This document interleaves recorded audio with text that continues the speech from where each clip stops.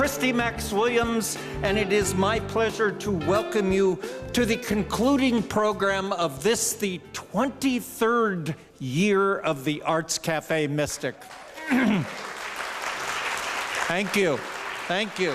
And oh, do we have a night of music and poetry for you. If you are somehow new to the Arts Café, our mission is to contribute to the cultural life of Southeastern Connecticut by presenting the nation's most celebrated poets and writers, along with New England's best musicians in programs that lift your minds while deepening your hearts.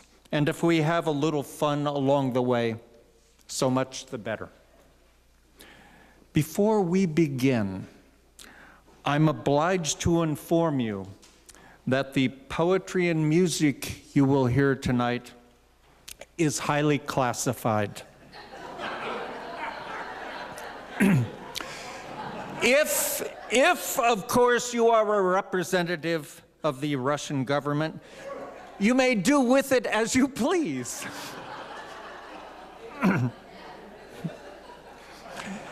If, however, this information should get into the hands of the news media, God only knows what would ensue. For this reason, I must ask those of you who have cellular phones to take them from your pocket or purse and do what you must to prevent them from leaking the contents of this top secret evening. On with the show. Our opening voice tonight is the poet Glenn Shea, who not long, yes, of course, who brought his fan club tonight, and not so long ago published his second full-length book of poems, The Pilgrims of Tombolan. Pilgrims indeed. Though the book's title poem invokes foot travelers, the poet observed crossing the tidal flats between Le Mont Saint-Michel and the tiny island of Tombolan in Normandy. Glenn Shea is himself a pilgrim, and his beautiful new book reports on a restless spirit in search of epiphany and enlightenment. In fact, this is a poet who has traveled extensively in the Far East, the Holy Land, in Europe, of course, Britain, Ireland. In fact, both of his books were published by one of Ireland's most prestigious literary houses. Some of Mr. Shea's best poems are about those distant destinations where he proves himself a keen and reliable reporter on sights seen and people known. But this poet's quest has a profoundly spiritual dimension, though I should hasten to say that his poems are worldly and hard-headed. He is, after all, native to Connecticut and still lives among us. But his poems are also big-hearted and deeply felt, yet without the noise of personal calamity. If Mr. Shea is a modern pilgrim in search of something, he is an honest, humble one who makes music of well-turned phrases. And if there are no cheap guffaws along the way, his poems are nevertheless infused with the mirth of a lover of life's big absurdities and small enlightenments. Mr. Shea reports that he has worked in the library of a cancer clinic, washed dishes in the Scottish Highlands, attended Pilgrim's Mass in Santiago, and eaten really good Tex-Mex in Chengdu, China. He's also read his poetry along the way in places ranging from the Harvard Divinity School to Shakespeare and Company in Paris. But tonight, he is here with us at the Arts Café. So won't you please join me in welcoming Glenn Shea. Skipping around on the net, I hit an odd video called How to Get to the National Gallery, London. It starts underground on the Underground at Charing Cross, goes up across the square, gets you to the door, and then stops. which is not how I remember getting there. My way was you grow up in a New England town in the 50s. Your working class parents think well of schooling as a way to get ahead, but you derail them by loving not medicine or law, but books, plays, poems, history, anything with pages. Your older sister goes right to office work, so there's a bit of money, and you go to the state college. You take an art history course and see for the first time in a book Jan van Eyck's Arnolfini Wedding, and by high goddamn you say, you are going to see that painting someday. You go to the National Gallery in DC and are crushed to find it isn't that National Gallery, but the other one in London, dummy. By that time you've finished school, you've worked in shops, a friend has friends in Britain you can land with, and from their flat in Brixton, you take a bus, and then the Tube, and then Shanksmere, Charing Cross up across the square, up one side of the porch, and to the room where the Arnolfini Wedding is supposed to be. And that gallery's closed. You stand there with that look, like you're going to cry, and the nice guard comes over and tells you the number of the gallery that the Arnolfini Wedding has been moved to. And you're 34, and you are finally going to see the Arnolfini Wedding. And you go to that gallery, and there on the far wall in green and scarlet, the rest of the way you have to go yourself.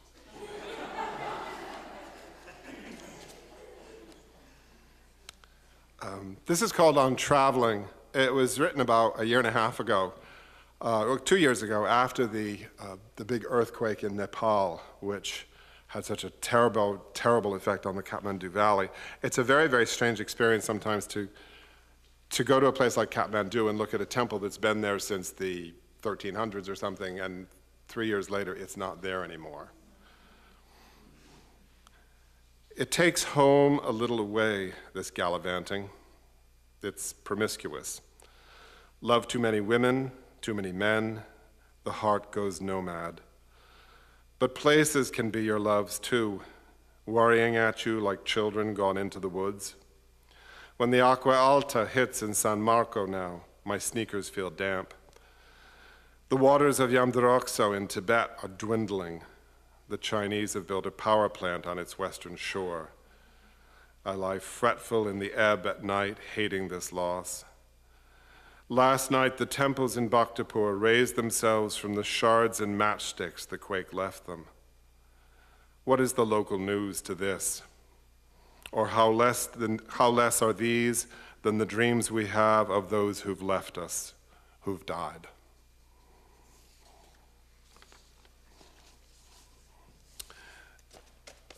Just to pick out a theme for the few minutes, a lot of this book was about some time spent in two different occasions over the last few years in India. This is called darshan. Darshan in Hinduism is the point in a religious ceremony or something when the effigy of the spirit of the holy is unveiled. So it's called the auspicious sight of the holy. And the poem takes place in Varanasi, which is quintessentially the Hindu holy city. Its original name was Kashi. Like Paris, it was called the City of Light. The little girls and women are out by the time you're there, selling the garlands of marigolds laid into shells with a candle at the center. Bina buys a few for us and matches. Already the river is lit before dawn with a dozen of these. The matte sky at the moment, gray and sunless. A skiff with a pair of rowers is engaged from the many. Creak of the boatwood, the plash of rowing, all that you hear. Dasashwamedha Ghat, riotous last night with electric light and Sanskrit chant at evening prayer, is waking itself now. A few men seated on the steps at meditation, a few women in the river, their saris sopped and clinging. Bina will narrate the Ghats as we glide south, the old still mass of buildings right of us moldering, and to the left of us, slowly, above the far shore and seabirds, the red hint of morning, all wet fire and light.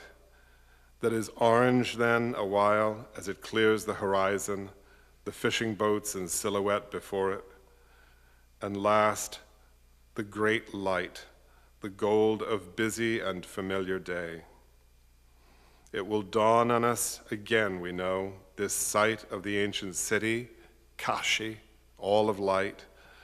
Our pay to the boatman will be small compense for the safety this site's conferred, a right of unknown title, the end of many shoals of dark to come.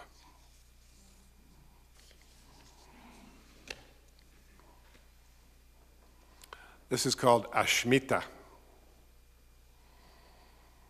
Older girls mostly, and some young women, but a few little gigglers too, among the solemn faces of the poor. Barrettes and bracelets, their best smocks and jeans, lined up by the city hall, a bird-bright sari here and there. Nakushi, the first girl is named, I find out, and Nakushi the second and third, and Nakushi the 17th and 60th and 93rd to the 222nd Nakushi around the corner by the paper shop. Unwanted, the name means in Marathi, which means in plain English they were just girls, not boys, dragging up the tail end of too many births, dowries required now to get rid of them, mouths for the food you didn't have, so many more useless wombs. But at Satara today, they could change their names, if not their genders. At the official district ceremony, they could come away with the gleam of a new certificate naming them a goddess or a star. Nakushi went in and came out Aishwaraya, like the actress. Nakushi too came out with the inhaling name of Savitri, like the Hindi goddess, to be followed by once Nakushi, now Vaishali, who is beautiful and good. My favorite is 15-year-old Nakushi, who chooses to be Ashmita, which in Hindi is tough or rock hard. I wonder what safety their names will be to them, but just for now and for who knows how long a moment, they are new made with a certificate to show it. Wear your names well, I can wish them. Ashmita, rock hard.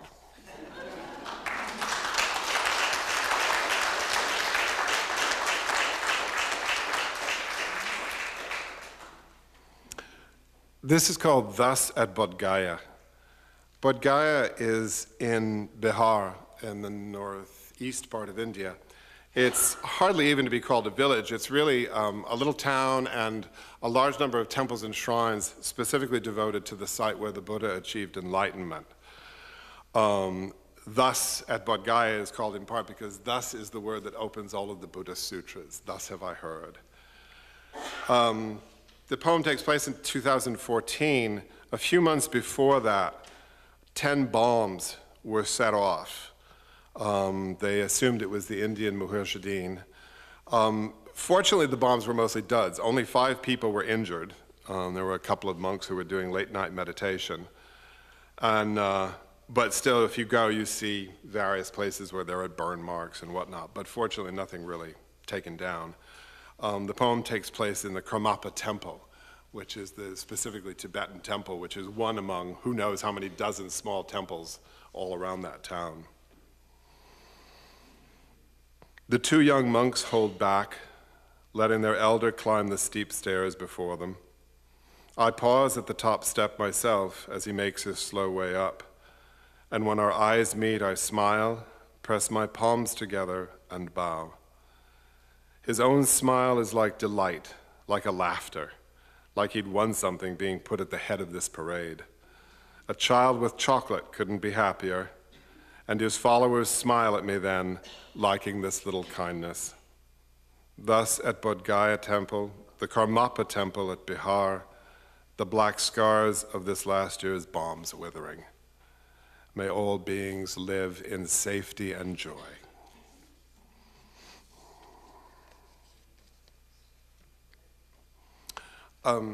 These are 2 poems set in Agra. Quiz, what's in Agra? What's the famous piece? the Taj Mahal. 2 points.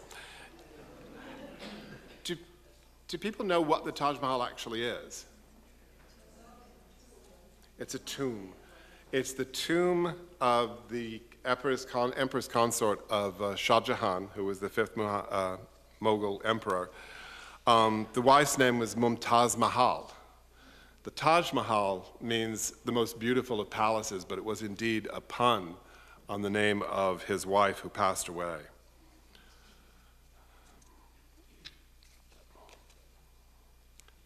We wonder what men felt for women then, those chattel they kept to breed. Like the love we say we feel now, perhaps, or different. Wandering the gardens, our bared feet on the marble, we wonder. About love, this marble says much, and on the rage of grief it is eloquent. 20,000 men, they say, the Shah lashed, invade, begged, ordered to build. It was something to do against the insult that maddened him at night, the aloneness death dared serve him. So they worked until, like the singing of stone birds, or the blossom of flowers in stone, it stood, this living, this petrific sorrow.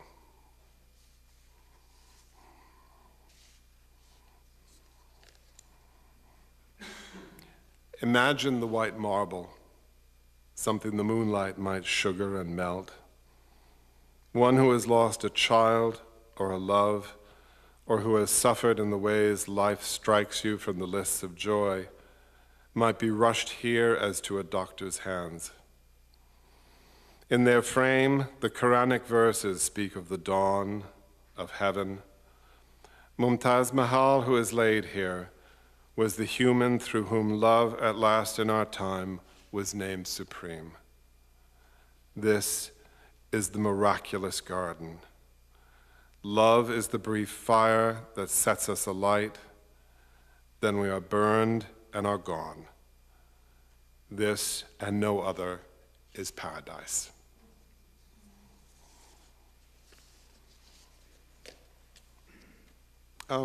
This last piece is called A Luddite Relents.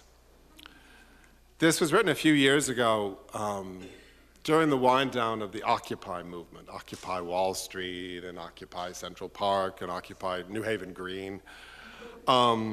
It was different for me in that it was one of the first sets of public events that I followed largely online, because the terrible things that were done during that time largely didn't make it into the mainstream media, but they were caught by people with camera phones or iPhones or anything like that, and that was how these things became public. This goes, in my mind, almost automatically to the series over the last, 8 or 10 years of the Tibetan self-immolations, of the monks and nuns and lay people who have set themselves afire in protest against Chinese rule. As of, I think, about 14 days ago, one more of these immolations took place, a Tibetan man named Chagdor Kyab. He was the 149th person who set himself aflame in protest of Chinese rule. As in the films on YouTube of Officer Anthony Bologna, who pepper-sprayed 2 women at the Occupy Wall Street barrier into the hospital while they were doing quite visibly nothing. The officer for this gallantry was docked 10 whole vacation days. Let him be made immortal by the gods of the camera phone. Let him be made visible. As in the Wall Street suits with their champagne in hand, raising their mock salute from a balcony to the homeless as their signs and tents and worn clothing are herded out of Central Park. As in the policeman who lobbed a flash grenade bursting in Scott Olson's peaceful protest's face. Let them not go unnoticed. As in Rebecca Collins, who was treated to seeing on YouTube her son get the crap beat out of him for the crime of standing there being gay, and who's gotten her cleat boots on and is kicking the legal out of Union Scioto High School in Chillicothe, Ohio. Let's run that one more time. As in Dawat Sering, as in Funsog, as in Sevang Norbu, and Kelsang Wangchuk and Tape, monks of Tibet, the flames of whose chosen's deaths got stubbornly recorded. As in the nun Palden Choetso, whose self-immolation was a moment people passed by in Lhasa, which was caught on camera phone. She blazes for a long moment, then falls. We each have our way of shedding light. The silence, the suffocated thought, the cries from behind the door until they stop, they go into you. The unrecorded bitter acts, the crime of love, the crime of freedom go into you. And we go on and we pay the unthinking debt of them until the few, gathering like handfuls the last bits of air they feel, burst into flame. We see them as we surf by, and they too go into us. The air they will live on is our breath. Then they too, like the machines that gave them record, will have their uses.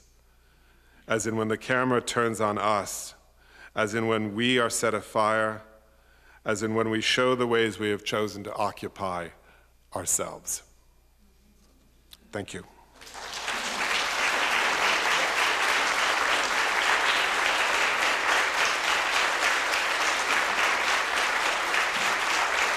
Glenn Shea, ladies and gentlemen.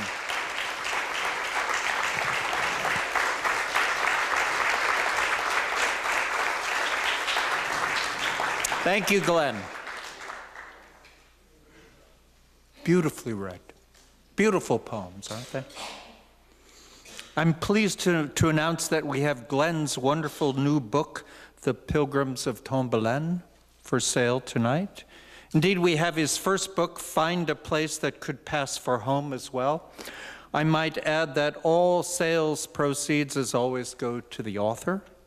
This gives me a chance to thank our friends from Mystic's own independent bookstore, Bank Square Books, for continuing to partner with the Arts Café.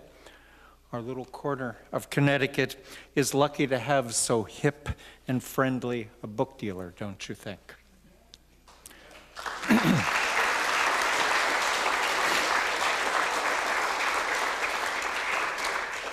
So let's hear some music. We're excited to present a newcomer to the Arts Cafe tonight. Daphne Lee Martin started making music as a kid in Ohio as part of a musical family with roots in white gospel, mountain ballads, and country. From the start, though, she was a torch singer, still is. After stops in New York City and with Pete Seeger on the Hudson River sloop Clearwater, she landed in the middle of the thriving musical scene of our own New London. Along the way, she became an accomplished songwriter whose sophisticated literate songs span genres ranging from pop to R&B, hip-hop, and folk. With an originality that has filled 4 highly regarded albums and buoyed extensive touring across the country. Nevertheless, it is her silky voice you remember and which holds it all together. The Arts Cafe catches Daphne in a stripped-down and intimate setting, which should serve as a fine showcase for her voice and songs. She'll be joined by Thor Jensen, the brilliant guitarist who recently played Carnegie Hall in a tribute to Django Reinhardt.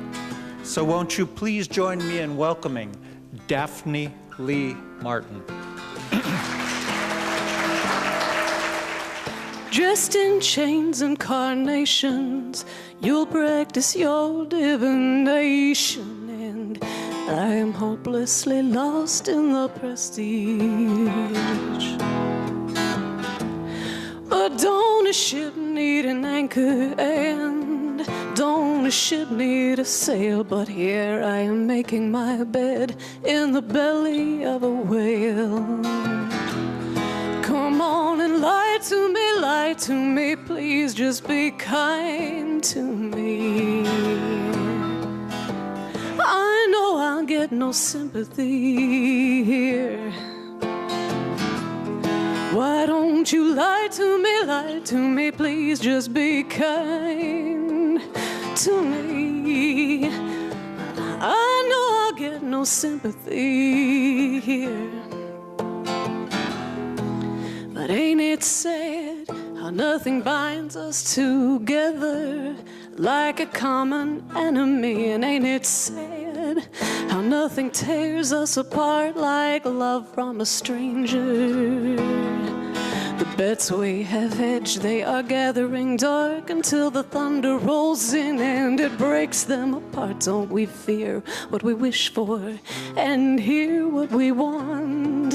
No, no, come on and lie to me, please just be kind to me. Lord knows I'll get no sympathy here. Why don't you lie to me, please just be kind to me. I know I'll get no sympathy here. Wanna show me some sympathy?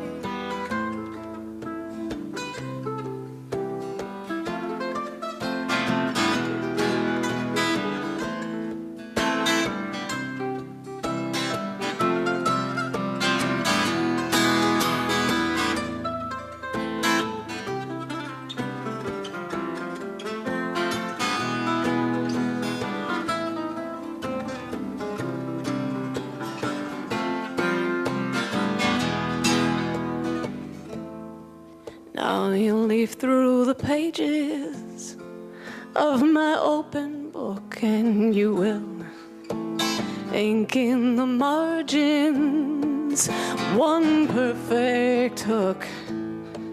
As I put on my makeup and the curtains rise, I know how this thing will end before the first line dries. Come on and lie to me, please just be kind to me. Lord knows I'll get no sympathy here. Why don't you lie to me, please just be kind, just be kind. Well, I know I'll get no sympathy here.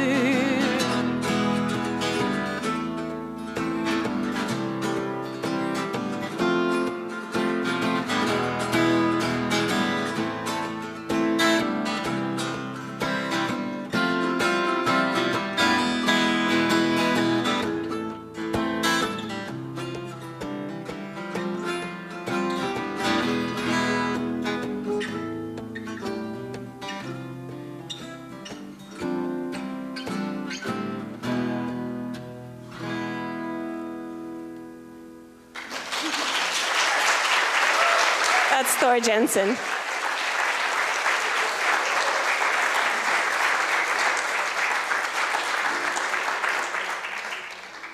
We were doing the math while we were practicing earlier today, and it's been hit or miss depending on where people live and what they've been up to in their lives, but we've been kind of playing music together for about 15 years now. No, it's 12 years, 2005. There was a 5 in there somewhere. I do words, not numbers. Any Henry Miller fans?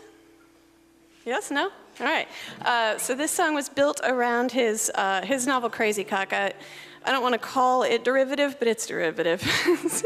It's outright stolen in moments. So anybody that's read that novel knows it's about a guy who kind of slowly loses his mind when his wife falls in love with another woman.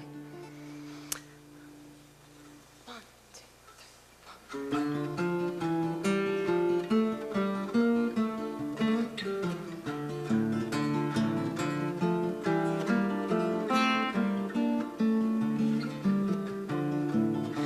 Our saviors must be in a drunken round, as they are kicking up mischief in the clouds. But you're a Molotov cocktail smashing through that window of my heart. Come on, baby, why don't you burn me to the ground?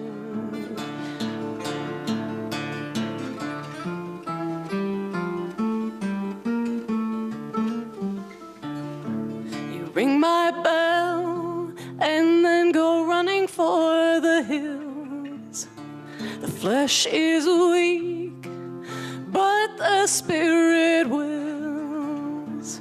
And we were sitting in the hearth when that fire burned so hot we could not tell our fear from our thrill.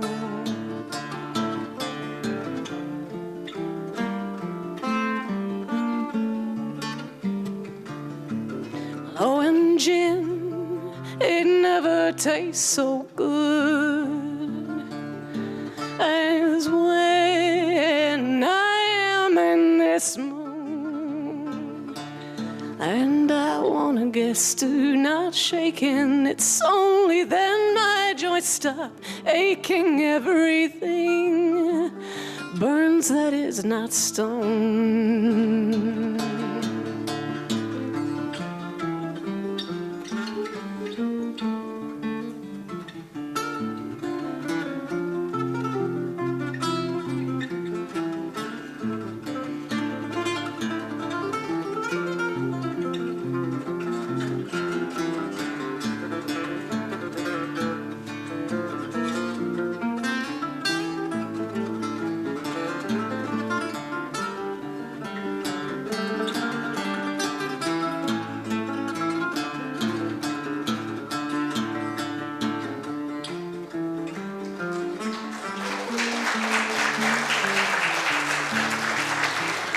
When all of that smoke clears off, I will patch up the shingles of the roof.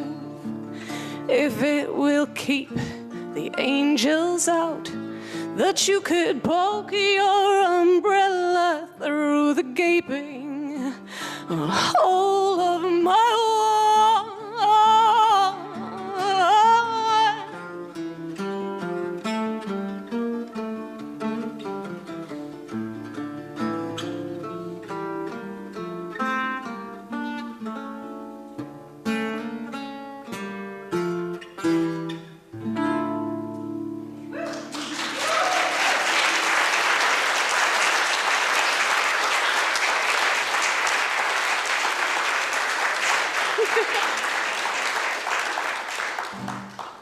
Yeah, that solo was something, fella.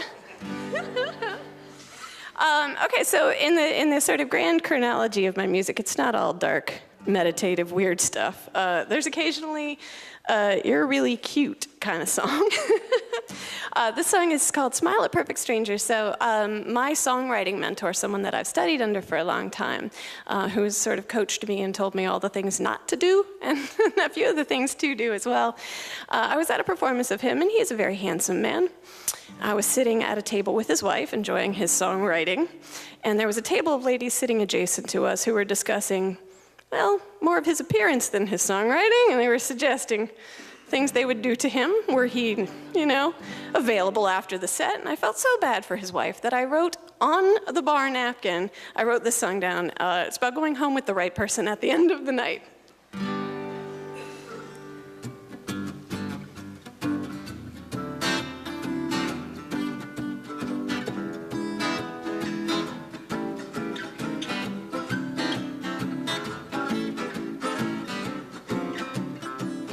There's just something about you, something so innocent and dangerous. I've never been one for subtlety, but you've never been one to say no to me. When you accidentally call me baby, what a perfectly lovely mistake to make my day. Sew me into the seams of your jeans, blow me a kiss on the wind, and keep my voice in your ears until I see you. I wanna see you again. Now you can talk to me all night long. We can talk about anything you want. Go ahead and lie to me, just please. Don't you be shy to me, because you're voice is soft and warm, just like it's fresh from the dryer, and I'll wrap it all around me, and I'll fall as softly to sleep. Sew me into the seams of your jeans and blow me a kiss on the wind, and keep the sound of my voice in your ears until I see you. I wanna see you again.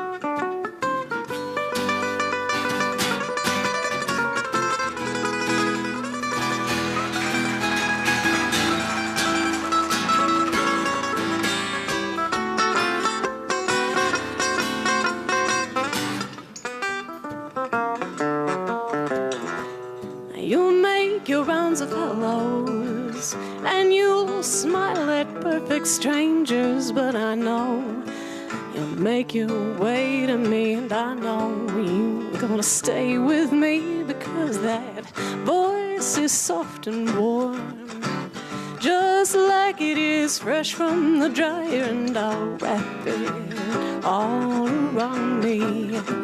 I'll fall as softly to sleep. Sew me into the seams of your jeans and blow me a kiss on the wind, and keep the sound of my voice in your ears until I see you. I wanna see you again.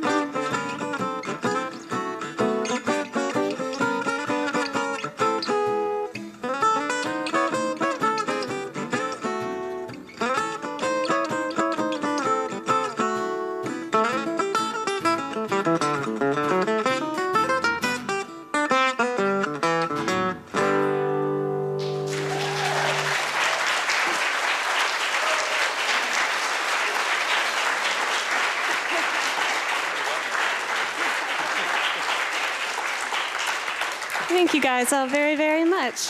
I've taken pretty much the entire last calendar year off of all music, so this is my first gig back in a long time, and I was very nervous getting up here, I'm not gonna lie, but thank you guys for making this feel so warm and welcoming. Oh. Okay, so this is a song that's not on any of the existing records. It's gonna be on the next record, which is called Scared Fearless, and they're all traveling songs from my time on the road. They're all hello and goodbye songs, to some extent or another. This is called John Henry's Lullaby, and I wrote it for my best friend who, at the time, was going through a divorce. He was just having problems. He was so sad and confused and all those things that you feel. I'm sure there are probably a handful of you that have gone through that. I have just gone through that myself, and the song kind of has a new meaning than it did when I wrote it, but it was just affecting me so much as his best friend that I kind of Carole King'd out and wrote a You've Got a Friend song to make sure that he knew somebody was always there if he needed them. And now it's just all the cockles of all the hearts. So yeah, John Henry's Lullaby.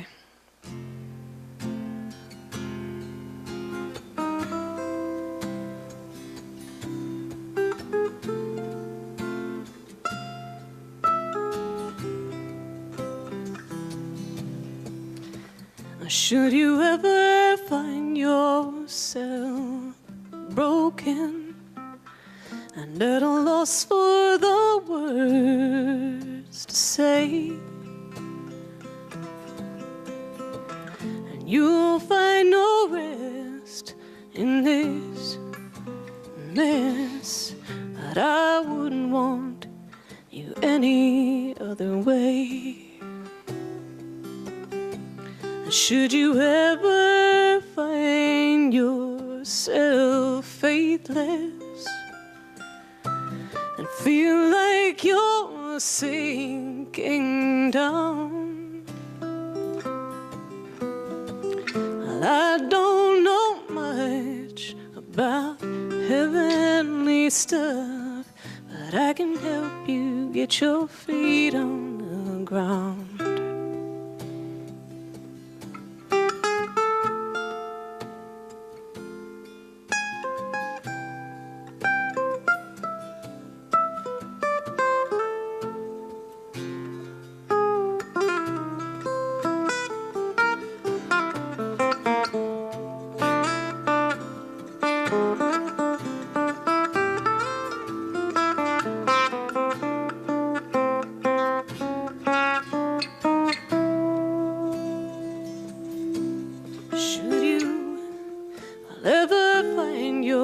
Self-weary, you can lay all your burdens on me. And though we walk through the valley of the shadow of death, we will walk it together in peace. And should you ever find yourself beaten and steam driven, put away wet, small hope I'll afford to have laid down my sword, but I haven't laid my hammer down yet. No, I haven't laid my hammer down yet. No, I haven't laid my hammer down yet.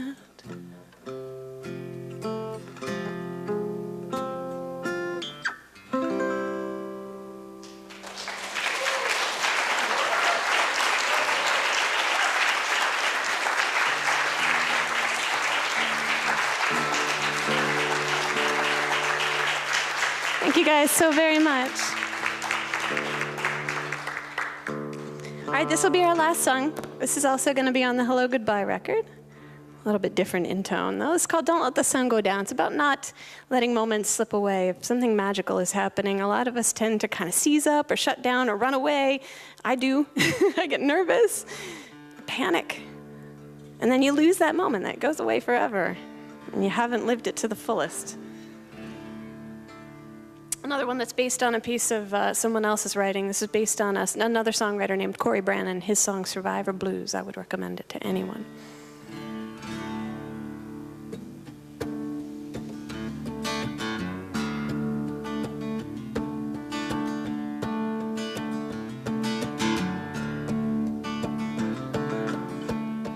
When all the love this world can hold won't set things right, and I'll wake up alone,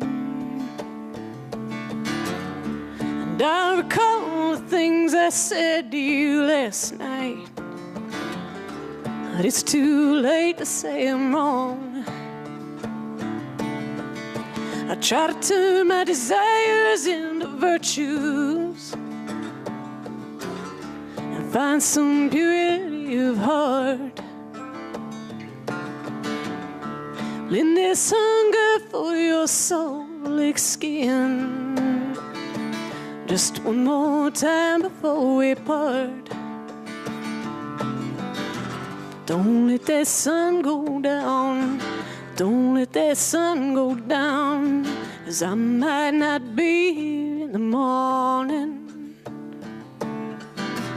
Don't let that sun go down. Don't let that sun go down, 'cause I might not be here in the morning.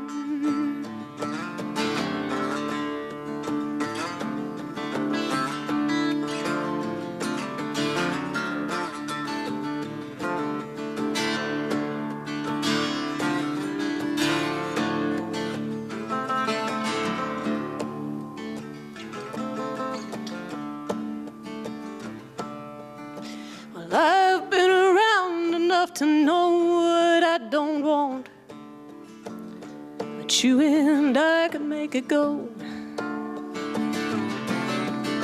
So won't you pop another can of courage and lead me out on the floor? We could toss our histories out the window. We could throw some gravel off the road. We could point this car into the sun and let it all unfold, unfold. Don't let that sun go down. Don't let that sun go down, 'cause I might not be here in the morning. Don't let that sun go down. Don't let that sun go down, 'cause I might not be here in the morning. No, no, no, no.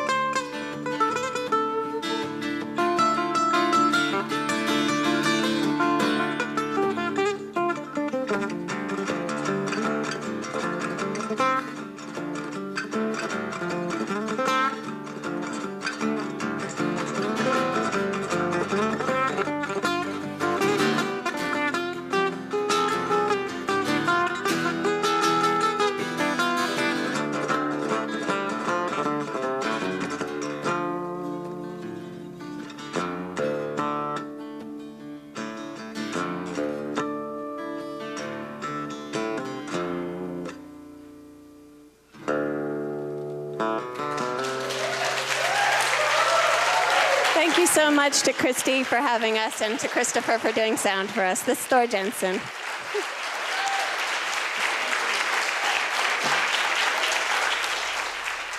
I've looked forward to making this introduction. Richard Blanco is the first inaugural poet the Arts Café has had the privilege to present to you. He's also the first civil engineer poet. Is that hyphenated? Of course, civil engineer poet to grace our podium, the first Cuban exile, and the first former teacher at the Arlington County Detention Center. When Mr. Blanco's mother was pregnant with him, his family left Cuba for Madrid, where he was born. 45 days later, the family immigrated again to New York City. Eventually, they settled in Miami, where he was raised and educated. As a child, Blanco was inclined to the arts, but also excelled in math and science. Encouraged by his parents, he studied engineering and became a consulting civil engineer. Good story. Distinctly American story. But as interesting as these biographical notes may be, frankly, they wouldn't matter a damn if Richard Blanco weren't a superb poet, which is, after all, why we're here. Mr. Blanco is the author of 3 acclaimed books of poems, including City of 100 Fires, Directions to the Beach of the Dead, and Looking for the Gulf Motel. Good titles, huh? And a wonderful memoir of his childhood called The Prince of Los Cocoyos, which have collectively won him a truckload of prizes, including the Patterson Poetry Prize, the Pen Beyond Margins Award, and the Lambda Literary Award, among many others. In 2012, Mr. Blanco was asked by President Obama to serve as the inaugural poet for his second inauguration. He is the youngest poet to receive this honor and the first Latino immigrant and gay person to do so. The poem Mr. Blanco wrote and memorably read for the occasion, called One Today, is an inspiring invocation of what makes our country great. The poem made him famous. In due course, Mr. Blanco has been featured on NPR's All Things Considered, Terry Gross's Fresh Air, CBS Sunday Morning. I could go on. He has also composed occasional poems for the reopening of the American Embassy in Cuba and for the healing of emotional wounds from the Boston Marathon bombing. But again, and most emphatically, Richard Blanco is a superb American poet whose grand themes encompass the experience of being an exile and immigrant, which he reports on affectionately through stories of and about his large and wonderful Cuban family. Though his voice is principally and wonderfully narrative, his poems are delicious, even exotic, for their sensuous details of taste, texture, and color. And unfailingly, his poems deliver the emotional goods. But won't you please see for yourself, my friends, as you join me in welcoming Richard Blanco.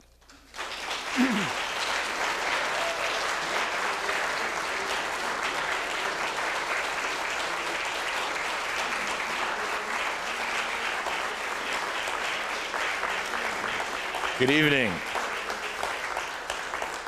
Good evening, everyone.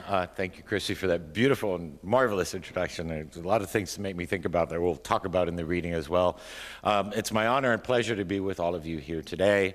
I'd like to thank everyone that's involved, as you did, for this beautiful evening, for allowing us to come together as the proverbial village around the proverbial campfire to enjoy literature, to enjoy the beautiful poetry of Groton, the beautiful music of Daphne, as it was meant to be enjoyed, right, in community. Arguably, something happens when we come together. There's a different energy that sort of infuses us. And it also happens for us as the writers and the artists and the musicians, because it's really about this relationship at the end of the day. So I thank you, the Arts Café, for being able to bring that to us, for myself and for all of us here tonight. They say in some ways that every poet is writing one poem all their life.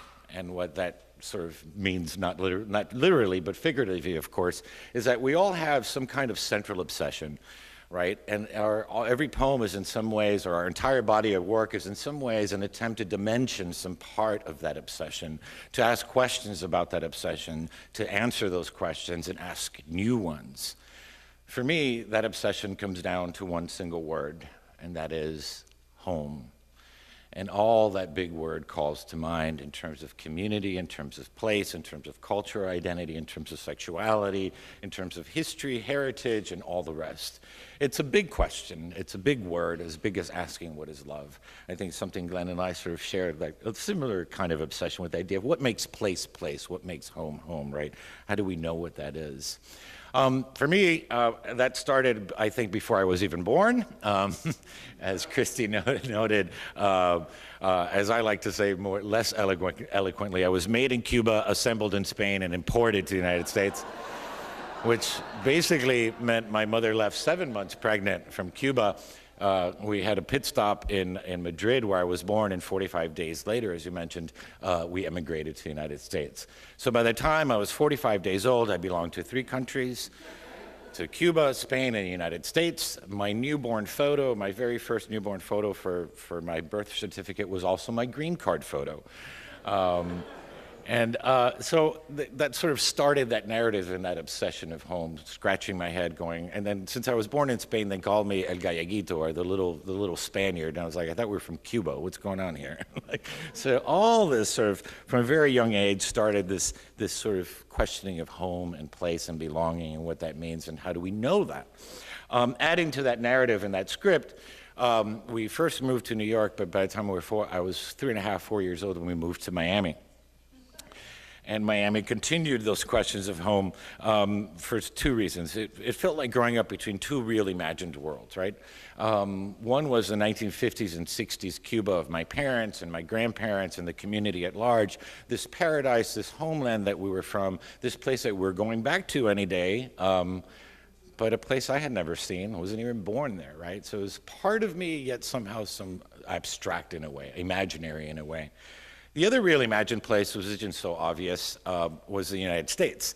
Growing up in Miami, as we like to say, we love living there because it's so close to the United States, and you don't need a passport. So the idea was that diversity is relative, and so I grew up where 98% of everybody around me was just like me, had my sort of similar history, culture background. So this other imaginary world was like the Brady Bunch and Leave It to Beaver and Pop-Tarts and Easy Cheese, these things that we never knew about. So it was kind of a cultural bubble. So that place, yeah, we were in the United States, but still not quite that area, that place. And I want to thank Christie for pointing out that although I'm telling you a very particular story narrative today, this is the American narrative. This is the eternal American question, and generations forget that was the question of their parents or their grandparents or their great-grandparents, but it is fundamentally what keeps us sort of alive as a country, asking these questions, to live in the question of who we are, right? And so it's really, yes, it's about being Cuban and being in Miami, but it's ultimately about being American and all the great questions that come with that. Speaking of names, I'm going to begin with this poem that takes its cue from little Ricky's, as I call myself, navigating between those two worlds. But it takes its cue from a problem that I've always had with my name, a conflict that I've always had with my name in terms of those two worlds and how they sort of connect to my name. So it reminded me of the poem Glenn read, though in a similar spirit, but sort of whole different context. But there's something about a name, isn't there? Right? Names are so important. It sort of defines us in many ways. So this is a whimsical look at that, little Ricky's turmoils. The name I wanted, not Ricardo, but Richard, because I felt like Richard Burton, a true Anglo-Saxon in tights reciting lines from Othello, because I wanted to be as handsome as Richard Gere in a white tuxedo, because I had a pinky ring just like Richard Dawson on Family Feud, because I knew I could be just as wholesome as Richie Cunningham, just as American as my father's favorite president, Nixon. Richard, not Ricardo. Not my nicknames either, El Negrito, the little black boy for my skin the color of dried tobacco when I was born, or El Galleguito, the little Galician, because that's what Tia Noelia called anyone like me, born in Spain, not 100% Cuban. And not Rico, the name Lupe wrote on my desk, branding me as Barry Manilow's Latin lover in ruffled sleeves, dancing conga at the Copacabana, all of 8th grade. And definitely not Ricardito, little Ricky, worse than Dick. Richard, name of descendant of British royals, not the shepherds of my mother's family, not the plantain farmers on my father's side. Richard, name of German composers, not the swish of machetes, rapping of bongos. Richard, more elegant than my grandfather in his polyester suit, chiclets jingling in his pocket. Richard, more refined than my grandmother, gnawing mangoes and passing gas at the kitchen sink. Ricardo de Jesus Blanco. I dub thee myself Sir Richard Jesus White. Defender of my own country, protector of my wishes, conqueror of mirrors, sovereign of my imagination, a name for my name. Thank you. Thanks. So those that was obviously from a child's sort of point of view, but those questions of home, why we take them up in art is because they ultimately change. They have no final answer, right? So these questions have followed me throughout my life to this day. Those same issues of cultural identity, home, place, belonging, all those rich questions. Eventually, along that trajectory, it came to, as you saw there, something I think sometimes we don't understand about children of immigrants, that there's an initial rejection because it's your parents, like whatever they do is tacky, right? But there's a cultural coming of age where you eventually ask, as we all do, hey, wait, my parents aren't aliens, right? Like, what is their story? What's going on with them? Where is this Cuba they're always talking about? That was especially important for when it came to my mother. My mother left her entire family behind in Cuba. By that I mean her parents, every one of her 8 brothers and sisters, her every aunt and uncle, every niece and nephew, every living relative. And we kind of always, growing up, we grew up with half a family, but also with sort of half a mother in a way emotionally. And we sensed her sense of longing and loss, and admired her courage in doing so, what kind of chutzpah it takes to do that. But when the White House called, they actually asked me to write 3 poems, not 1, and they selected one today. So in the 3rd poem, I turned to my mother's journey as inspiration. And I had never thought that my mother's journey is not just about courage, and it's not just about loss, but about faith. The faith she had to have in the ideals of this country to make that move. And in some ways, my mother should have been the one in Washington that day reading that poem. She's more of an American than I could ever be for that act of faith. And when we hear a lot of the anti-immigration rhetoric, I mean, it just blows my mind, right? It blows all our minds in that sense that is exactly what America is, right? It's that spirit that keeps infusing us and believing in those ideals, people that see it through fresh eyes and don't take it for granted. So this poem asks us to sort of step into my mother's emotional shoes in her journey as a way of not learning just her story, but a way of thinking about how we might reinvigorate our relationship with the United States and with our country, and saying, what if you did have to get up off of these seats and go home and in an hour pack a bag and leave everything you've ever known behind? How might we fight for what we need to fight more? How might we embrace and appreciate what's good to, how we see the bright side of things as well, and acknowledge that and not take that for granted. So here we go.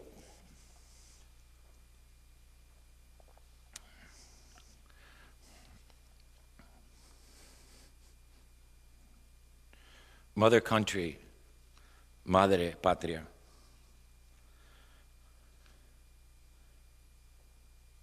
To love a country as if you've lost one. 1968, my mother leaves Cuba for America, a scene I imagine as if standing in her place. 1 foot inside a plane destined for a country she knew only as a name, a color on a map, or glossy photos from drugstore magazines. Her other foot anchored to the platform of her patria, her hand clutched around 1 suitcase, taking only what she needs most. Hand-colored photographs of her family, her wedding veil, the doorknob of her house, a jar of dirt from her backyard, goodbye letters she won't open for years. The sorrowful drone of engines, 1 last deep breath of familiar air she'll take with her. 1 last glimpse at all she'd ever known. The palm trees wave goodbye as she stepped onto the plane. The mountains shrink from her eyes as she lifts off into another life to love a country as if you've lost one. I hear her. Once upon a time, reading picture books over my shoulder at bedtime, both of us learning English, sounding out words as strange as the talking animals and fair-haired princesses in their pages. I taste her first attempts at macaroni and cheese, but with chorizo and peppers. And her shame over Thanksgiving turkeys, always dry, but countered by her perfect pork pernil and garlic yuca. I smell the rain of those mornings huddled as one, under one umbrella, waiting for the bus to her 10-hour days at the cash register. And at night, the zzz, zzz of her sewing her own blouses and quinceañera dresses for her grown nieces, still in Cuba, guessing at their sizes. and the gowns she'd sell to neighbors to save for a rusty white sedan. No hubcaps, no air conditioning, sweating all the way through our first vacation to Florida theme parks to love a country. As if you've lost one. As if it were you on a plane departing from America forever. Clouds closing like curtains on your country, the last scene in which you're a madman, scribbling the names of your favorite flowers, trees, and birds you'd never see again. Your address and phone number you'd never use again. The color of your father's hair and your mother's eyes, terrified you could somehow, someday forget these. To love a country. As if I was my mother last spring, hobbling, insisting I help her climb all the way up to the Capitol, as if she were here before you today instead of me. Explaining her tears, her cheeks pink as the cherry blossoms coloring the air that day, when she stopped, turned to me, and said, "You know, mijo, I've been thinking. It isn't where you're born that matters. It's where you choose to die. That's your country."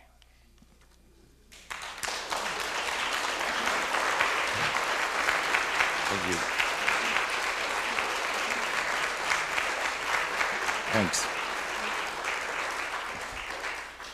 So I am indeed a poet engineer, or it's still one of the questions I get asked mostly in the interviews. They're like, "You're a poet and an engineer?" And I like to screw with them because the narrative usually goes, they think I studied engineering. Someone twisted my arm and I became a poet, and I left engineering. So I tell them, I really wanted to go into poetry full time because there was so much money in it, but ethically, I had to stay in engineering. It was a labor of love, right? Hello, people. The truth is that I've sort of always carried both. I've been a practicing civil engineer for over 20 years. I love both. But earlier, I was sort of engineer by day, poet by night, and I hadn't realized where these two worlds quite exactly met. Till I started working on city planning projects and sitting in a room like this in a town like I've seen Mystic has been redone, right? Sitting in town meeting after town meeting, I'm sure some of you have sat in, and asking them, basically, the rhetorical question was, what is home? And as engineer, my responsibilities was to translate that emotional understanding of home into something of brick and mortar, a physical representation of it that would sort of connect us all, right? So in a way, I was doing what I did in poetry, except in poetry I was involved with emotional landscapes, and engineering I'm involved with the physical landscapes. And I find there's an incredible sort of connection and interesting sort of relationship, a circular relationship with those. In this poem, I was playing with that idea. The physical landscape is Miami. The emotional landscape is my relationship with my father, or lack thereof. It takes place on a bridge I used to cross every morning, a bridge I ended up doing some work on my way to my engineering office. And to the left is sort of the right is all the Miami skyline, and the left is what we call, there's the hospital complexes where all the civic center where all the hospital complexes are. So that's the geometry of this poem.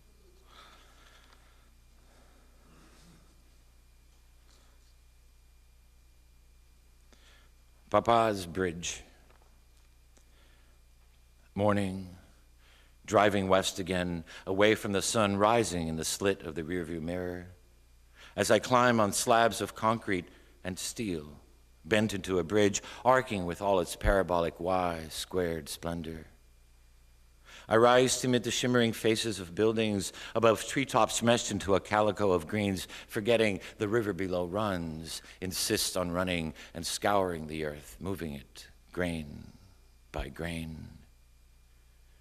And if only for a few inclined seconds every morning, I am 12 years old with my father standing again at the 10th floor window of his hospital room, gazing back at the same bridge like a mammoth bone aching with the gravity of its own dense weight.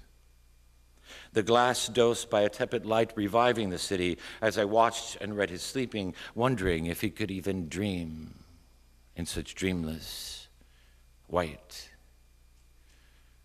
Was he flying? Was he falling? Was he flying? Was he falling? Who was he? Who was I underneath his eyelids, flitting like the birds across rooftops, the early stars wasting away? The rush hour cars pushing through the avenues like the tiny blood cells through his vein, the ivy spiraling down like a string of clear licorice, feeding his forearm, bruised pearl and lavender, colors of the morning haze, and the pills on his tongue. The stitches healed, while the room kept sterile with the usual silence between us. For 3 days, I served him water or juice in wilting paper cups, flipped through muted soap operas and game shows, filled out the menu cards stamped bland diet. For 3 nights, I wedged flat, strange pillows around his bed, his body shaped like a fallen S, mortared in place by layers of stiff percale. When he was ordered to walk, I took his hand. Together, we stepped to the window, and he spoke. Mijo, you'll know how to build bridges like that someday. Today, I crossed the city, this bridge still spanning the silent distance between us, with the memory of a father and son holding hands and secretly in love. So thank you. So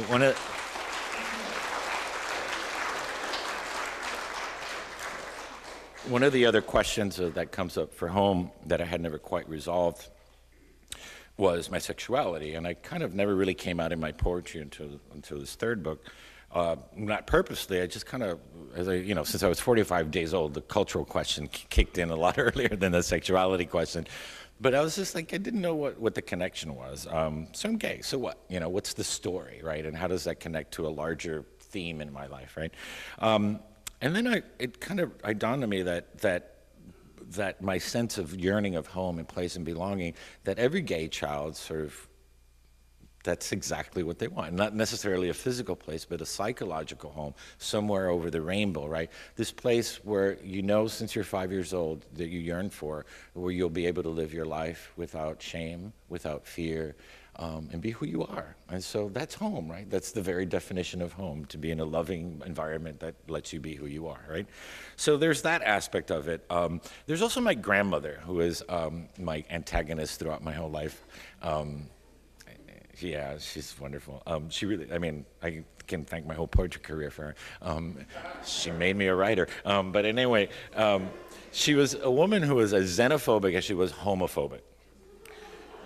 So she became the storyline, really, about this cultural sexuality idea, where it's like, you can't separate my story as a gay man as a story as a Cuban kid growing up in Miami, right? So, like, I realized that she was the sort of poster child to tell that story. So anything that was culturally weird to her was also gay. So, like the Brady Bunch, gay. Like, Easy Cheese, gay. Cub Scouts, gay. Fruit Loops, gay. She wasn't off on the Fruit Loops part. Eventually it became the rainbow flag. So I always like to say my grandmother was one of the dumbest and one of the smartest women ever. She was a woman ahead of her time as well. But the truth is so again, it's talking about how poetry connects us beyond our particular, right? It's really, we all have somebody like this in our family, right? That person who just can't give you a straight compliment. Who'll be like, you look great. How much weight have you lost? Or like, I love what you've done with your hair, finally. She's that grandmother, right? She's that relative. We all have someone like that in our lives who is our best friend, our arch enemy, who's the person that makes us work harder, but the one we want to blow up every single day, the one that we hang up and we call somebody else. Can you believe what she said? That one, that's my grandmother. So it's a driving engine, and God bless her. So this is a poem in her voice, so she can incriminate herself of all the bizarre, crazy she used to say. And even at 7, you know, there's something wrong with this. But also, you know, it was a heart-wrenching poem at first, but it ended up being a very whimsical, comical poem. But I do hope you laugh at her, not with her, despite Grandma, rest in peace. So this is, again, framed in her voice. Queer theory, according to my grandmother. Never drink your soda with a straw. Men don't use straws. Milkshakes? Well, maybe. Stop buying your mother's Avon catalog and the men's underwear and those Sears flyers. I've seen you. Stay out of her Tupperware parties and perfume bottles. Don't let her kiss you. She kisses you much too much. Avoid hugging men, but if you must, pat them real hard on the back, even if it's your father. Must you keep that cat? Don't pet him so much. Why don't you like dogs? Never play house, even if you're the husband, and quit hanging out with that Henry kid. He's too pale. And I don't care what you call them, those Ye-I Joes of his are dolls. Don't draw rainbows or flowers or sunsets. I've seen you. Don't draw at all, no coloring books either. Put away your crayons, your Play-Doh, your Legos. Where are those Hot Wheels, your laser gun and handcuffs, those knives I gave you for Christmas? Never fly a kite or roller skate, but light all the firecrackers you want, kill all the lizards you can, cut up worms and feed them to that cat of yours. Don't sit Indian style with your legs crossed, you're no Indio. And stop click-clacking your sandals like some Tropicana chorus girl. And for God's sake, never, ever pee sitting down. I've seen you. Never take a bubble bath or wash your hair with shampoo. Shampoo is for women. So is conditioner, so is that mousse, so is hand lotion. Never file your nails or blow dry your hair. Go to the barber shop with your abuelo. You're not unisex, are you? Stay out of the kitchen. Los hombres don't cook, they eat. Eat anything you want, except deviled eggs, blow pops, croissants, bagels, maybe, cucumber sandwiches, and those petite fours. Don't watch Bewitched or I Dream of Jeannie. Don't stare at the $6 million man. I've seen you. Never dance alone in your room. Donna Summer, Barry Manilow, the Captain Antonio, Bette Midler, and all musicals forbidden. Posters of kittens, Star Wars, or the Eiffel Tower forbidden. Those fancy books on architecture and art, I threw them in the trash. No, you can't wear cologne or puka shells, and I better not catch you in clogs. If you grow a ponytail, I'll cut it off. Okay? What? No, you can't pierce your ear, left or right side. I don't care. You will not look like a queer. I've seen you, even though I know you are one. So, thank you.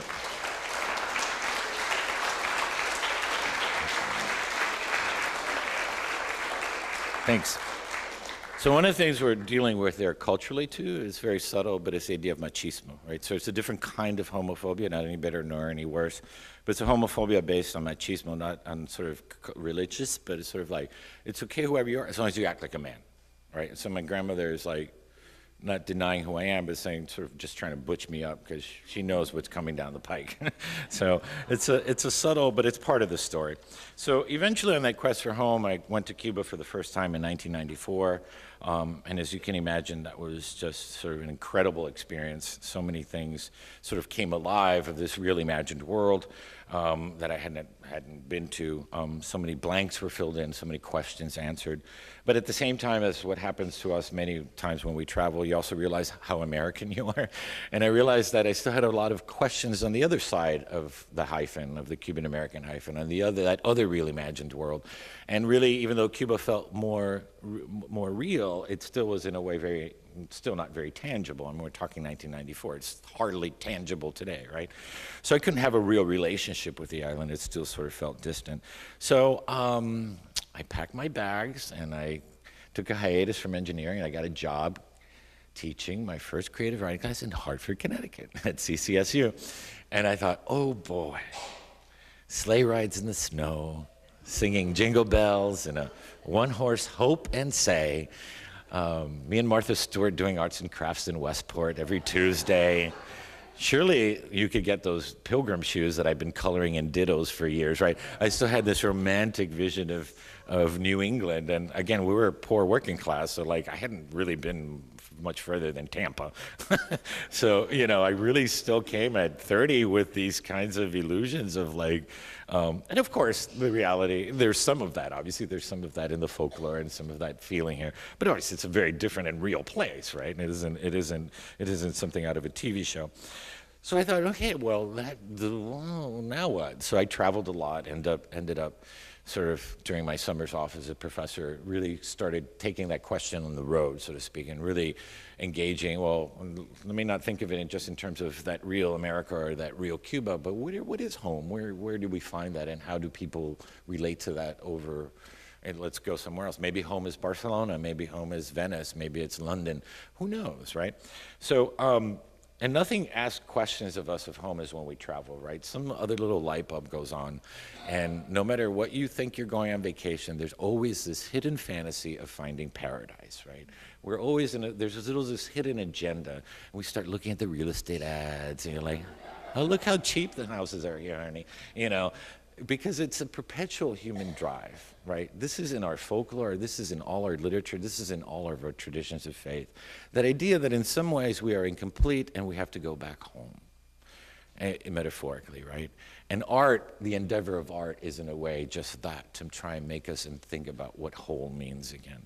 So this poem is having a little fun with the whole, what I call the travel bug. A little fun having a little fun with that idea of that perpetual, endless hope of finding paradise, as if I move to Brazil, all my problems will go away. But no matter where you go, there you are. And every place is fine for about 2 days, and if you don't know the language, it can last for 3 days, so you finally realize they're just talking about, you know, picking up the kids after school. People, there's human beings, right? So this is just having a little fun with a place, yeah. I'll try to do my best Norwegian captain accent. Cuban Norwegian, maybe. Oh, sorry, there's a little bit of really bad, like, droll language in here. It's not mine. I took language from the brochure to, like, sort of have a little fun with that kind of brochure language. Everything sounds great in the brochure, right? We're not going to Malta because the winds are too strong, our captain announces. His voice like an oracle coming through the loudspeakers of every lounge and hall, as if the ship itself were speaking. We're not going to Malta, an enchanting island country 50 miles from Sicily, according to the brochure of the tour we're not taking. But what if we did go to Malta? What if, as we were escorted on foot through the walled, silent city of media, the walls begin speaking to me? And after we stop a few minutes to admire the impressive architecture, I feel Malta could be the place for me. What if, as we stroll the bastions to admire the panoramic harbor and stunning countryside, I dream of buying a little Maltese farm, raising Maltese horses in the green Maltese hills? What if, after we see the cathedral in Mosta saved by a miracle, I believe that Malta itself is a miracle? And before I'm transported back to the pier with a complimentary beverage, I'm struck with Malta fever. Discover I'm very Maltese indeed, and decide I must return to Malta, learn to speak Maltese with an English or Spanish accent, work as a Maltese professor of English at the University of Malta, and teach a course on the Maltese falcon. Or what if, when we stop at a factory to shop for famous Maltese ware, I discover that making Maltese crosses is my true passion?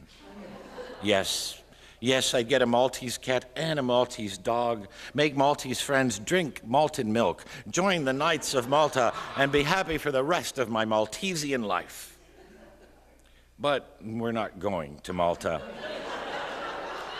Malta is drifting past us, or we are drifting past it. An amorphous hump of green and brown bobbing in the portholes with the horizon as the ship heaves over whitecaps, wisping into a rainbow for just a moment, then dissolving back into the sea.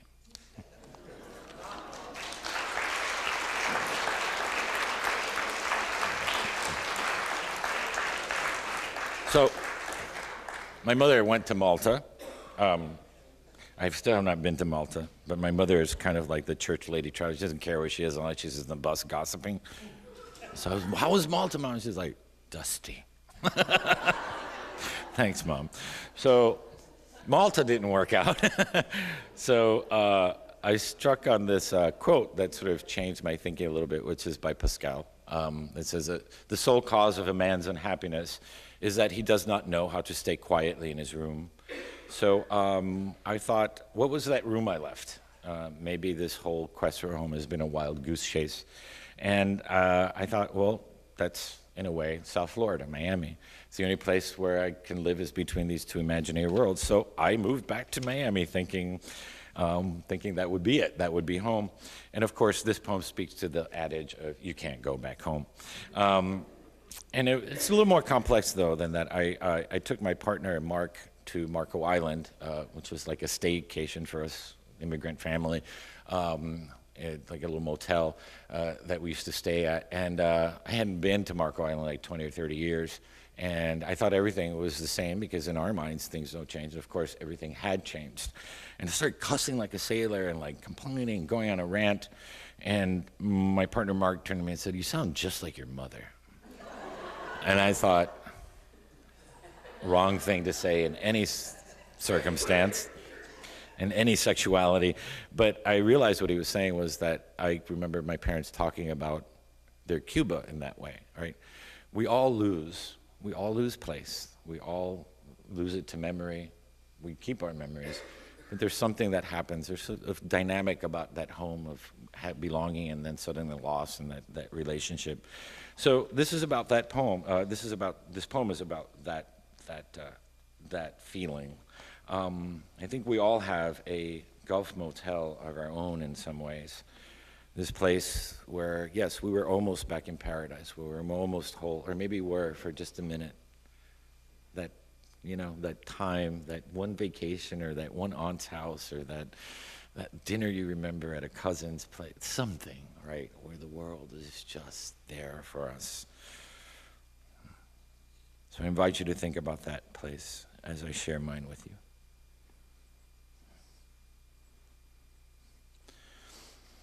Looking for the Gulf Motel, Marco Island, Florida.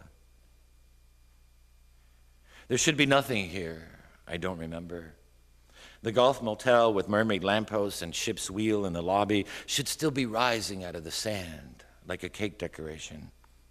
My brother and I should still be pretending we don't know our parents, embarrassing us as they roll the luggage cart past the front desk, loaded with our scruffy suitcases, 24 loaves of Cuban bread, brown bags bulging with enough mangoes to last the entire week, our espresso pot, the pressure cooker, and a pork roast reeking garlic through the marble lobby. All because we can't afford to eat out, mijo. Not even on vacation.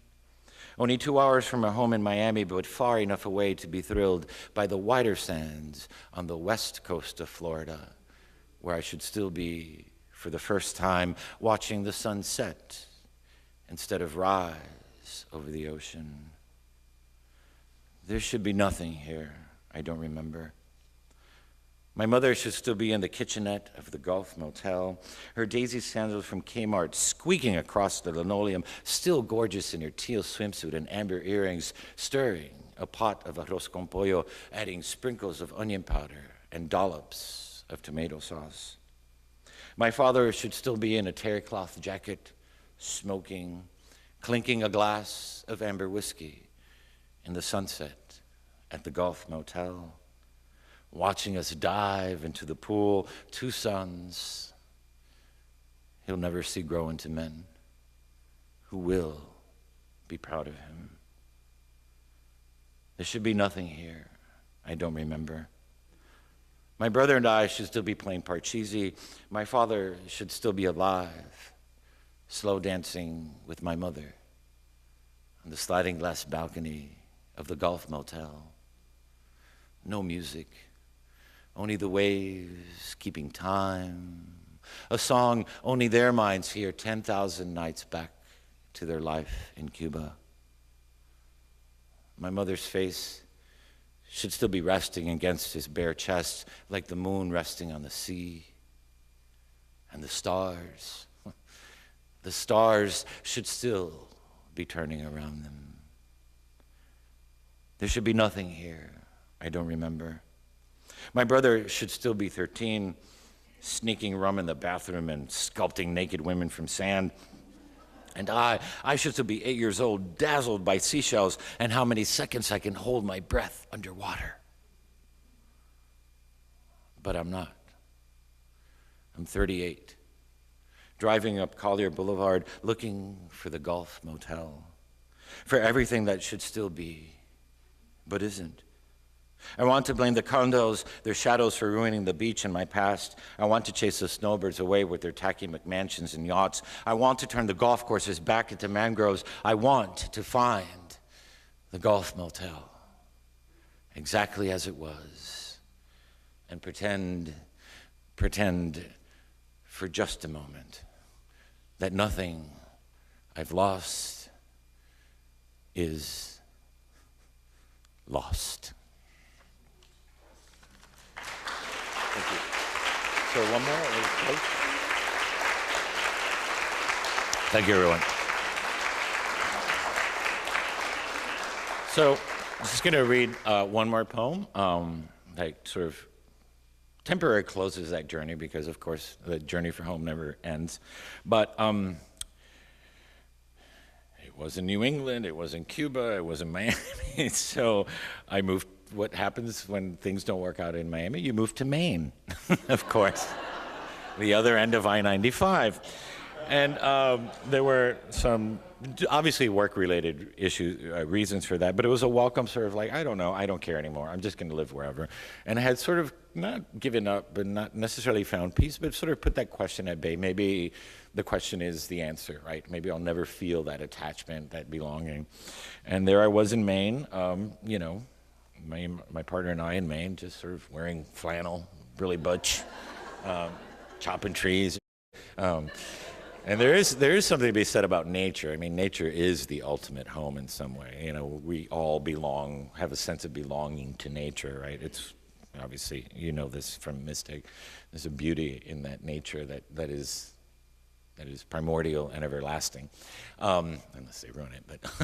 But I was sort of okay, and then the White House called and said, I'm trying to do an Obama impersonation, but I'm terrible. Richard, I want you to... Can't do it. Basically, the assignment was write a poem about America, right? And all those questions of home and belonging and identity got tossed up in the air. So in a sense, I had to re-examine my relationship with the United States, with America, because I still didn't quite 100% think that I belonged, right? The hardest thing about writing the poem was, am I American? Do I still need to be Peter Brady or Marcia Brady? Do I really believe that this is my country? Do I really love this country? You can't write a poem you can't fake honesty in a poem. So those are questions that got worked out in the writing of the poem about home and belonging. And I think that was the greatest gift of the inauguration was not meeting Beyonce, though. That was so cool. And she smelled good too. But really, the greatest gift was sort of realizing that home was in my backyard all the time. That my narrative as a little chubby Cuban gay kid from a suburb of Miami, that is America. That my mother's story, a woman who grew up in a dirt floor home in Cuba, that's America. that every one of our stories is part of the American narrative, a narrative that hasn't always been acknowledged, that at times is ignored, a narrative that we still need to keep on working on, a narrative that made me realize that is a work in progress, right? And that the responsibility of citizens of a democracy is to keep chipping and writing away, not chipping away, but writing at that narrative, to add a sentence, to add a paragraph, to add a chapter for our own stories and also for the stories of those who can't speak it yet. We are in a very interesting time, to say the least. And it is an inflection point in that narrative. And this poem, which eventually, that's what I love about poetry, that, you know, it can mean so many things at so many different times. At that point, it was a poem of hope, and not necessarily we got it all together. We still had problems 4 years ago. But the idea of a celebration of a hope, of a returning to that narrative that was written, right, of this great experiment. And now this poem just seems more like sort of almost a manifesto, a quest, right? But the idea that I hope it leaves you with is that to never stop believing in that narrative, because once we do that, then it's all over. And realize that sometimes there are just very bad chapters. But you also can't just sort of, you gotta write the next one. You can't just sort of sit back and say, oh, that was a bad chapter. So I think that's where it's refreshed my sense, and it's what gives me hope in this time, is to return to that. And I think we're starting maybe see a little bit of that. And I think this is partisan aside, party aside, political figures aside. It's just the fundamentals of a democracy. We take 2 steps forward and 3 steps back, 5 steps forward. But the idea is like, it's us. It's our grand experiment, and we can't ever let go of that. So that was the greatest. All those things have become the greatest gift of the inauguration. So I'll start with just a little preface as I'm sitting waiting to read the poem at the platform. Just like from here to there to Beyonce. And my mother, she's so cute. She's like, I had a figure just like her when I was her age.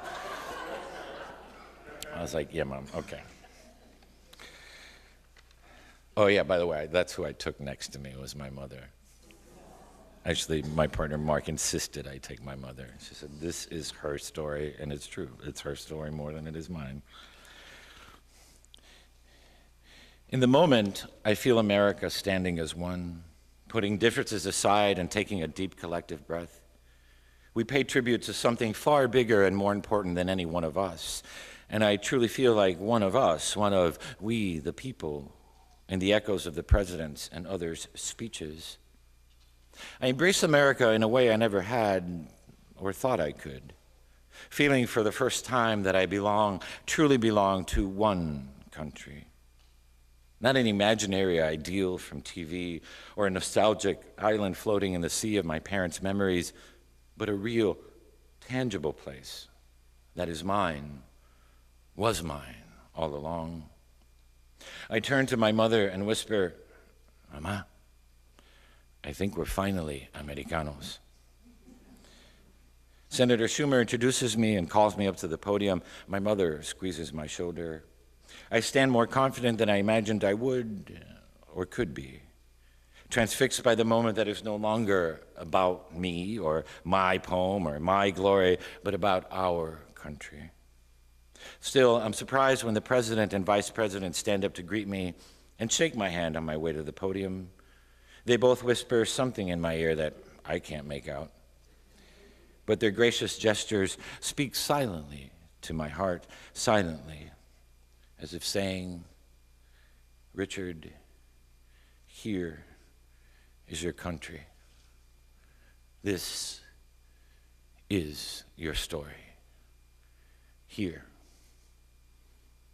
your home. I step up to the podium, look out over the crowd, a patchwork quilt of lives, of stories spread across our ground, under our sky, beneath our one sun. I take it all in as I take one deep breath and then another.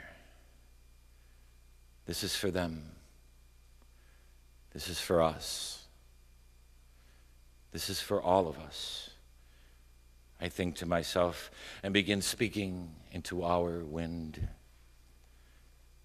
Mr. President, Mr. Vice President, America, one today.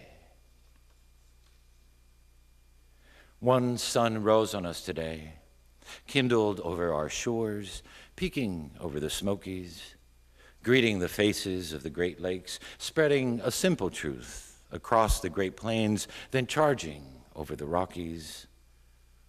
One light, waking up rooftops, under each one a story told by our silent gestures, moving behind windows. My face, your face, millions of faces in morning's mirrors, each one yawning to life, crescendoing into our day. Pencil yellow school buses, the rhythm of traffic lights, fruit stands, apples, limes, and oranges arrayed like rainbows, begging our praise. Silver trucks, heavy with oil or paper, bricks or milk, teeming over highways alongside us, on our way to clean tables, read ledgers, or save lives. To teach geometry or ring up groceries as my mother did for 20 years, so I could write this poem for us today. All of us, as vital as the one light we move through. The same light on blackboards with lessons for the day, equations to solve, history to question, or atoms imagined. The I have a dream, we keep dreaming.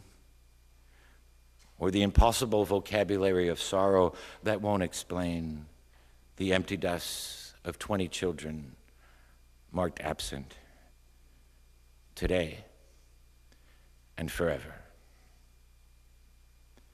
Many prayers, but one light, breathing color into stained glass windows, life into the faces of bronze statues, warmth onto the steps of our museums and park benches as mothers watch their children slide into the day. One ground, our ground, rooting us to every stalk of corn, every head of wheat sown by sweat and hands. Hands gleaning coal or planting windmills in deserts and hilltops.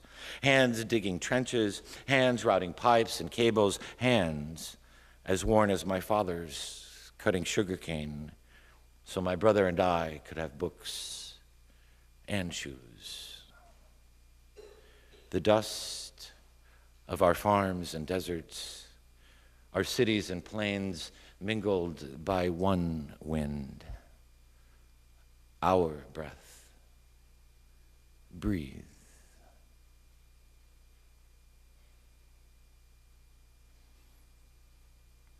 Hear it through the day's gorgeous din of honking cabs, buses launching down avenues, the symphony of footsteps, guitars, and screeching subways, the unexpected songbird on your clothesline. Hear squeaky playground swings, trains whistling or whispers across cafe tables. Hear the doors we open for each other all day, saying, hello, shalom, buongiorno, howdy, namaste, or buenos dias. In the language my mother taught me, in every language, spoken into one wind, carrying our lives without prejudice as these words break from my lips. One sky, since the Appalachians and Sierras claim their majesty, and the Mississippi and Colorado work their way to the sea. Thank the work of our hands, weaving steel into bridges, finishing one more report for the boss on time, stitching another wound or uniform.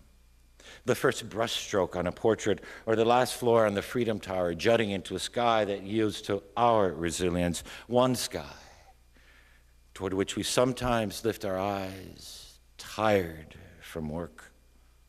Some days guessing at the weather of our lives. Some days giving thanks for a love that loves you back. Sometimes praising a mother who knew how to give or forgiving a father who couldn't give what you wanted. Still,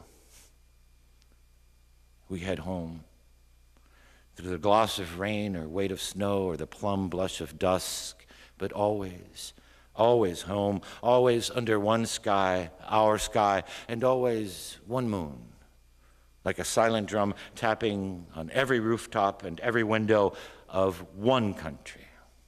All of us facing the stars and hope, a new constellation, still waiting for us to map it, still waiting for us to name it together. Thank you. Thank you.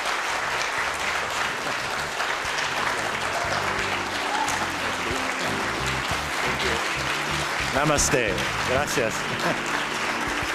Thank you. My pleasure.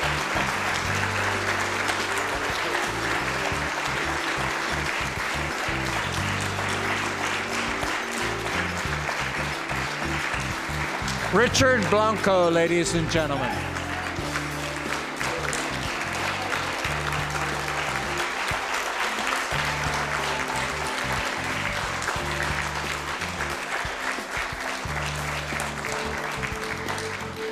Thank you, Richard. Thanks also to Daphne Lee Martin and Glenn Shea. For those of you who would like to take Richard Blanco home tonight, we have instead several of his books on sale, including editions of One Today, which are just inclusive of that poem. All of his books are wonderful. I adore this poet. Any of and all of them would grace your bookshelf. Our final thanks this evening, as always, is to you, our audience. The Arts Café, my friends, is a tribute to you. This is community, and doesn't it feel good? Thank you, and good night.